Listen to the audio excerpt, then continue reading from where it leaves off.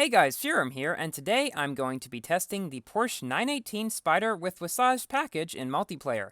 That is a long name. This car was actually the first Enduro Double Down car that I ever won, and I did test it once before at a slightly lower rank, but I decided to upgrade it a bit to keep up with the new multiplayer cars and see how it is. Its rank is 1679, the tuning is 0504, and in Pro Kits we have 5052. And so we would be at a rank of exactly 1679 as I like. My elite tuning is 0807. Our first race is on Barcelona against a Vulcan and an Hussarya GT. Those two cars start up slightly faster than this one, however this one is not too far behind. Its drifting is decent, nearly as good as those two cars, and its top speed is 303 miles per hour.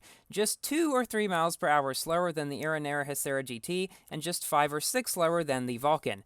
This is actually one of the fastest cars around this rank, believe it or not. There are only maybe half a dozen or so cars faster than this at this rank. Because the speed difference is so low, it allows you to be very competitive against almost every single car at this rank. As you can see here, I am now catching up to this Hussarya, and because I am taking routes that are just ever so slightly faster than the ones he is taking, I now managed to pass him. Now, he is right behind me, so I decided to use an airspeed trick that is very useful in multiplayer if you would like to stay ahead. That is the trick there, and I think it probably helped me to be able to win. He may have been able to knock down me otherwise, because as you can see, he is right behind me. So he was a 1695 Hussarya GT, and we also beat a 1704 Vulcan and a 1680 Homage. Pretty good. Even though the 918 Spyder isn't quite as fast as all those cars, if you drive very skillfully, you will be able to compete very well with them and beat them some of the time. I guess one reason I really wanted to make a video about this car again is because it is really a forgotten car, and needlessly forgotten too. I think the reason is probably because few people actually managed to win it in the Enduro Double Down, and it really just did not get enough popularity for people to use it. But I hope to show you in this video that if it is just sitting around in your garage not being used, you can still multiplayer tune it and have it do quite well. And if the Enduro Double Down ever comes around again for it, which I'm not sure if it will or not, it is definitely a worthwhile card to pick up. It also has fairly good mastery rewards as well. The route that I took is slightly shorter than the route that the Vulcan took, but because my airspeed was rather low through a lot of it, we ended up being about the same apart from each other as we were before. This is the section of Area 51 that is infamous for being lacking in nitro, and unfortunately I missed the one back there that I should have gotten. Here, the Vulcan and I have a little battle, neither one of us actually having much nitro at all, but he manages to pull ahead at the last second and beat me, but not by much. So let's see what his rank was. He was a 1694 Vulcan, which is a fairly popular rank for it, and we beat a 1734 Homage and a Pro'd MP48. In this race, we will see how the 918 performs against the Sin R1s. So it starts up around the same speed as the Homage, but the Sin R1s start up even slightly faster, and so one of them is able to pull ahead just slightly at the beginning. This car, the 918, is so rare in multiplayer that you will practically never see them. Whether multiplayer tuned or at Max Pro, you just will not see them very often. So I guess this video is kind of a call to help boost this car's popularity again, because it does have proficiency in multiplayer. Its speed is good for its rank, its acceleration is decent, its nitro efficiency is really good, its drifting radius is quite good as well. And I must say, it is probably one of the best looking cars in the game in my opinion. A lot of people will disagree with me on that, but I just really like it. So here I take the airspeed route on Barcelona Reverse to give me, well, better airspeed, and so I begin to ever so slightly catch up to the Sin R1. Now, I took the corner a little too sharply, but he did as well, and so we both hit the wall, and thankfully, though, we were able to get first and second and not be caught up to by this Homage. So that was a 1682 Sin R1 that beat us, but we beat another 1682 Sin R1 and a 1758 Homage, a nearly max Pro'd one. The one car, though, that will pretty much consistently beat you in this car, or pretty much any other car, is the Vulcan. Even though you may be able to beat Hommages and Hussarras and stuff like that, maybe half the time or so, the Vulcans are going to be beating you most of the time, assuming that they are very skilled drivers, which most of them are. The Vulcan just really has all-around better stats than this car, and is really the king of this rank. My favorite Vulcan tune and the one I currently have is 5504-5055 at a rank of, yes, 1679 as well. 1679 is the rank where you have practically zero chance to meet Max Pro Vulcans. The chance to see them greatly increases if you tune to 1680 or above. And if you risk points around this rank of 1679, you often get paired with cars around 1600, like the low-tuned Hommages and Vulcans and things, and they are much easier to beat, assuming that your car around this rank is still decently good. So you may be thinking, well, you're only beating those Hommages because it's a twisty track and Hommages don't do well on twisty tracks. Just wait till the ending race on this video, in which I go up against 3 Hommages on 3 laps on London. That race will probably show more than almost any other the real power of this car. So because the Vulcan is an all-around better car than this one, he is managing to just pull further and further ahead,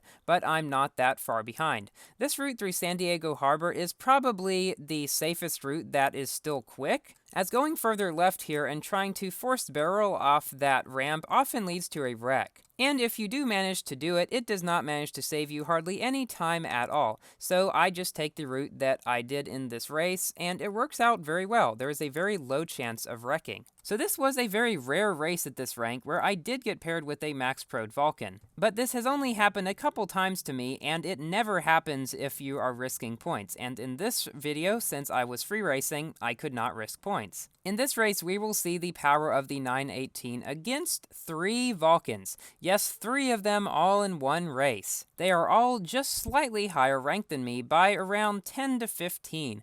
But you will see that this car has a high enough top speed to be able to hold some of them off. Here's an interesting fact about the 918 Spyder. When it first was released, the drift radius was a lot worse than it is now. So that is why if you go back and watch my first 918 video, you will notice a difference in the drifting. But just a couple updates after it was released, the drifting radius was improved to be much like the other S-Class cars, which is usually quite good. It is not quite as sharp as the Vulcan's drifting. It may be more akin to, say, the Trion Nemesis's drifting, which, by the way, I am getting actually quite close to max proing, so hopefully sometime in the near future I will get enough forced induction V8s to be able to do that and make a proper test of the max proed Nemesis. And I'm expecting to see that it is not dead like so many people think it is. If you pick short tracks, there's a good chance that you will be able to beat some Vulcans and Hommages since it does have a much better acceleration. But this is just speculation on my part. We will see how it really performs when I do finally manage to max pro it.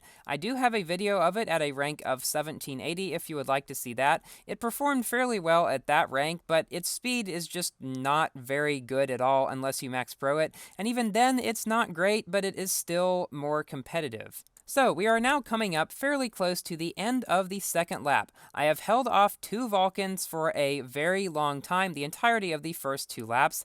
Finally here, this Vulcan in third place manages to catch up to me, but I push him to the side, cause him to slow down a lot, and then pull ahead much more than I even was before. So we are coming in this race second place, behind 1 Vulcan, but ahead of 2 others. As I said before, these Vulcans were just slightly higher ranked. We got beat by a 1694, but we beat a 1684 and also a 1699. I actually managed to make it to 2441 rating this past season in my Vulcan.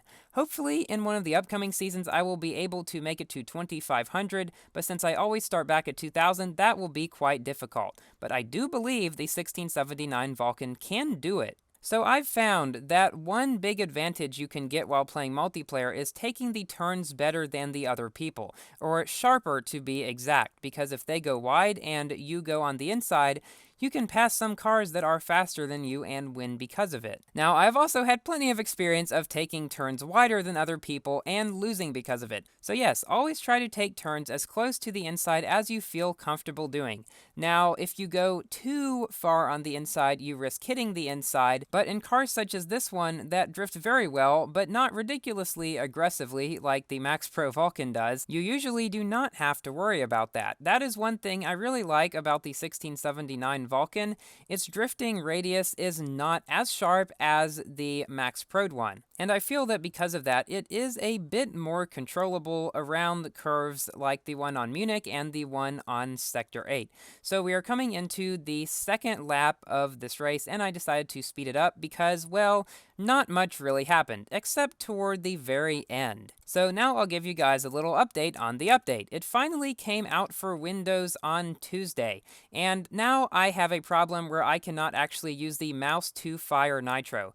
So I've been using the Enter key instead. Hopefully Gameloft manages to fix this issue, but if not, the Enter key has been working out okay, and I think I'll be able to adapt to it. So here there was an orange homage that was trying to troll before the finish line, I think, because he was still on the first lap, but neither I nor the homage in front of me, who, by the way, is a really good driver, managed to rack into him. If you see a stationary green dot on the road ahead of you, be aware, it is likely a troll. Now for the final race in the video. This is the 3-lap London race against 3 homages. So as you can see here, I do start up faster than all of them. I do not think they had maxed acceleration, and because my drifting is better than the multiplayer tuned homages, I get ahead of them there. But here my computer just decides to freeze for a second and allow the other cars to catch up to me. If your computer freezes in multiplayer, it's not like the game just pauses because, well, it's multiplayer and the other people are still going. So they will catch up to you if that happens. As you can see, this homage behind me right here is practically on my tail. Can I hold all 3 of them off for 3 laps on London, a fairly long and straight track? We will see. So, I have started both the M2 Special Edition and the Audi R8 Special Edition events. I will be trying to win them both. The M2 probably at a low rank to see how it does down there, and then I will be definitely tuning to the 1262 rank, which is 0500-5050. Now, the Audi R8 e-tron is also possible to win with that tuning of 0500-5050. It is actually faster than the M2 Special Edition at all ranks. With that tuning, it goes 280 miles per hour at a rank of 1111, 5 miles per hour faster than the M2 Special Edition does at a rank of 1262. Now, because the Audi R8 e-tron does have token upgrades, I am slightly limited in how I can tune it. So I will probably end up putting 1 nitro on it ahead of that 0500-5050 tune. That will also allow me to be slightly faster than all the people that just tuned to that and hopefully have a slightly better chance of winning. Then I will probably put Nitro 2.4 on it, be at a rank of 1299, and go around 288 miles per hour, which is extremely overpowered for that rank, and I expect it to still be able to beat, at that rank, the SLK Special Edition on a lot of tracks. So, now I will give my general review of this car. I know I've been saying a lot about it in the rest of the video, but I want to say it again. This car is a worthwhile car to multiplayer tune. Hopefully you have seen in this video that it is very competitive with all the overpowered cars around this rank, and I have managed to beat 3 homages on 3 laps on this track. So, thank you all for watching. Please like the video if you enjoyed and consider subscribing for more Asphalt 8 videos, and I will see you later. Goodbye.